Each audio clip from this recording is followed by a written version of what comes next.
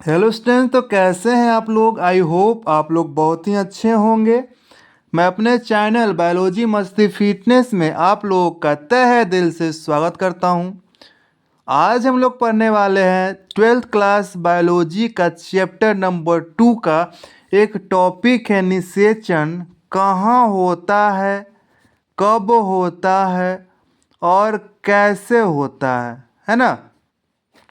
सभी को अच्छे से पढ़ेंगे, है ना। और यह माँ के गर्भ में अंतरारोपण भी थोड़ा बहुत पढ़ेंगे। क्या पढ़ेंगे? अंतरोपण, कि जब निषेचन हो जाता है तो गर्भ में किस तरह से अंतरारोपण होता है ना। तो लिखा हुआ है निषेचन अंडवाहिनी के तुम्बिका भाग में होता है 14वां दिन। क्या लिखा हुआ है? तो 14वां दिन। तो यह जो निषेचन होता है, प्रेगनेंसी होता है, महिला में होता है। किस महिला में होता है? जिस महिला में मासिक धर्म का शुरुआत हो गया है उसी महिला में क्या होगा? निषेचन की क्रिया होगा। अन्यथा जिस महिला में निषेचन उस महिला में निषेचन नहीं होगा, जिससे मासिक धर्म नहीं आ रहा है या उसका मासिक धर्म खत्म हो गया, है ना। तो जब महिला में मासिक धर्म जब फर्स्ट बार शुरुआत होता है उसे क्या करते हैं हम लोग? रजो दर्शन के नाम से जानते हैं। क्या जानते हैं? रजो दर्शन हुआ, यानी कि पहला बार हुआ, है ना। और यह कब शुरू होता है? 13 से 14 साल की अवस्था में लड़कियों में मासिक धर्म का शुरुआत हो जाती है। और इसके बाद लड़की क्या हो सकती है? तो प्रेग्नेंट हो सकती है। और यह जो प्रक्रिया है मुख्य रूप से जब महिला 40 से 45 साल तक रहती है तब तक चलते रहती है। क्या? तो मासिक धर्म का धर्म। लेकिन जैसे ही 40 से 45 वह क्रॉस करती है तो मासिक धर्म आना क्या हो जाता है? बंद हो जाता है। इस क्रिया को क्या कहते हैं? तो रजो निवृत्ति कहते हैं। क्या कहते हैं? तो रजो निवृत्ति। जब आया तो किसे क्या कहेंगे? तो रजो दर्शन, खत्म तो रजो निवृत्ति, यानी कि निपट गया। क्या हो गया? वो काम खत्म हो गया, निपट गया। तो देखते हैं कि यह जो मासिक धर्म जब होता है तो उसमें महिला के शरीर में काची काची होता है। तो ये देख रहे हैं आपको कि यह माँ का महिला क्या है? अंतः परत है, यानी कि गर्भाशय का क्या है? अंतः परत। जब यह परत टूटता है तो खून के रूप में क्या होता है? शरीर से बाहर निकलता है ना। तो कितना दिन? तो 1 से 5 दिन। जब खून के रूप में बाहर निकला तो क्या लगता है कि मासिक धर्म का शुरुआत हो गया। अगर यह अंतःपरत नहीं टूटेगा तो मासिक धर्म का शुरुआत नहीं होगा। यही जब परत टूटता है तो महिला के पेट में क्या होता है? दर्द होता है ना। किसी का दर्द नहीं भी होता है। क्यों? क्योंकि यह खून का बना हुआ होता है ना। जब शरीर से खून अलग होगा तो दर्द करेगा ही करेगा। इसी के साथ साथ नीचे देख रहे हैं कि यह क्या? अंडाशय है। क्या है? तो अंडाशय है।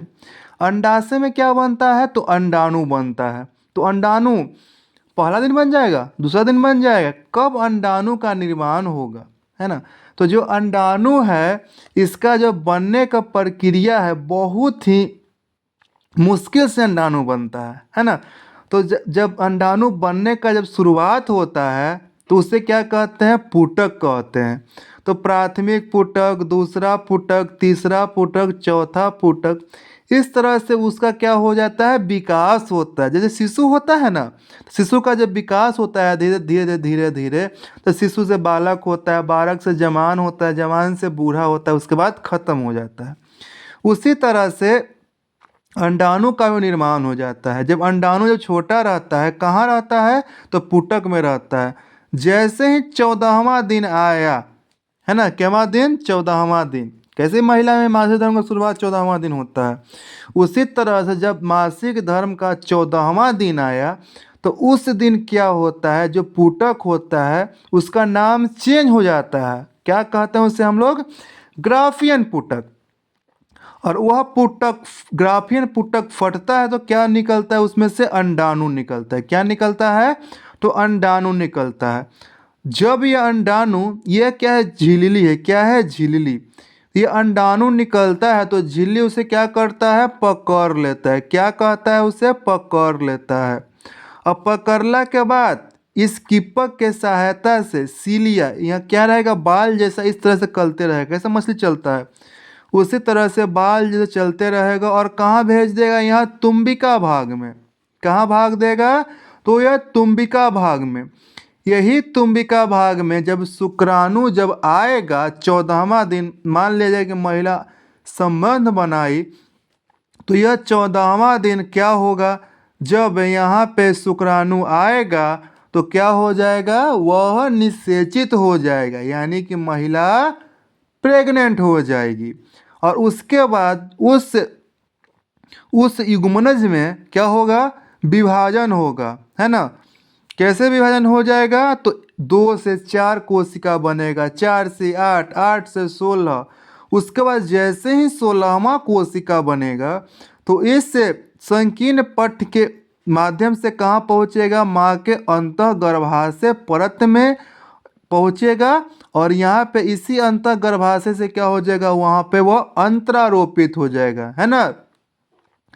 किसके माध्यम से अंतरारोपित होगा, तो अपरा के माध्यम से क्या हो जाएगा, ये यहाँ पर अंतरारोपित हो जाएगा।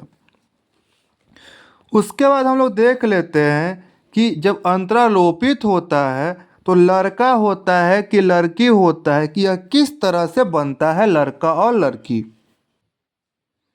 जैसा कि हम लोग जानते हैं कि मेल और फीमेल दो क्या होते हैं, जनक होते हैं। जनक यानी क्या, बच्चे को जन्म देने में भागीदारी निभाते हैं। क्या निभाते हैं, तो भागीदारी निभाते हैं। तो उसमें 2 तरह के गुणसूत्र होता है, एक्स वाई और एक्स एक्स। मतलब क्या होता है कि इंसान में क्या होता है, 1 से लेके 23 जोड़ा क्या होता है, गुणसूत्र होता है। क्या होता है, तो गुणसूत्र होता है। तो 1 से 22 तक के गुणसूत्र क्या बोलते हैं हम लोग, अलिंगी गुणसूत्र। क्या बोलते हैं, अलिंगी। और 22वां गुणसूत्र को क्या बोलते हैं, तो लिंगी गुणसूत्र बोलते हैं। उसी तरह से 23वां जोड़ा महिला, 23वां जोड़ा मेल में क्या होता है, तो एक्स वाई गुणसूत्र होता है। इसी के द्वारा क्या होता है, शिशु का लिंग का निर्धारण होता है। उसी तरह से महिला में 23वां जोड़ा क्या होता है, तो एक्स एक्स गुणसूत्र होता है। इसी के द्वारा भी बच्चे का क्या होता है, लिंग बनता है ना। परंतु क्या होता है कि जैसे ही 1 से लेकर 22 तक का जो गुणसूत्र है उसे अलिंगी गुणसूत्र कहते हैं। इसके द्वारा लिंग का निर्माण नहीं होता, इसके द्वारा बच्चे का हाथ हो गया, पैर हो गया, बाल हो गया, यह सब का निर्माण होता है। अब मान लिया जाए कि महिला का 23वां जोड़ा क्या है, एक्स एक्स गुणसूत्र है, और पुरुष का 23वां जोड़ा क्या है, तो एक्स वाई गुणसूत्र है ना।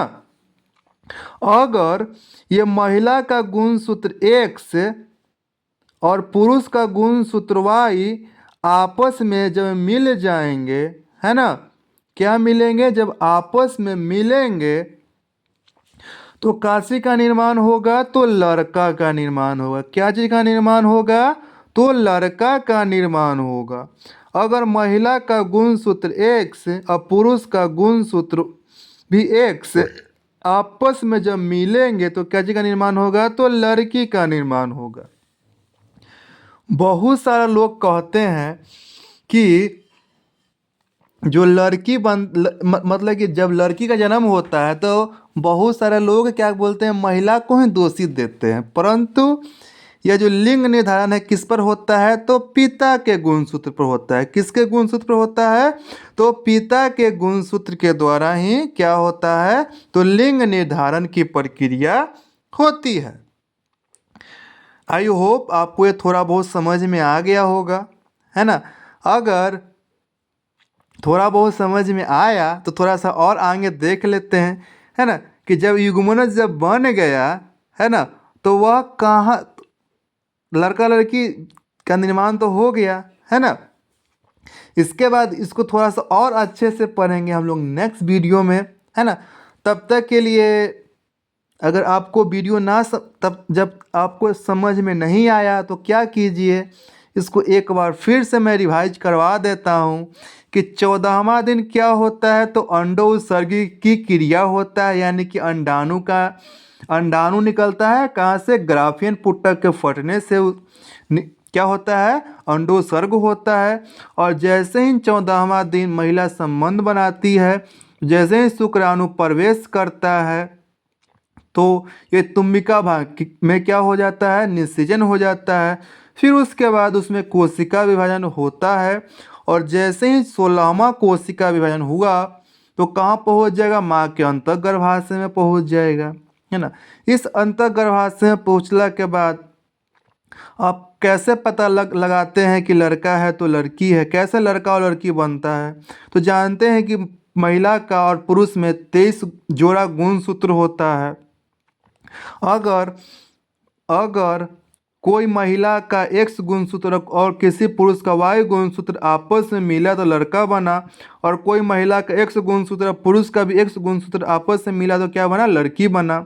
और 1 से लेकर 22 तक का जो गुणसूत्र है उसे अलिंगी गुणसूत्र कहते हैं। उसी के द्वारा इंसान का हाथ पैर इत्यादि का निर्माण होता है। तब तक इसी के साथ ये वीडियो को यहाँ पर ही ख़त्म करते हैं। तब तक के लिए आप लोग मस्त रहिए, फिट रहिए और अपने फैमिली के साथ स्वस्थ रहिए।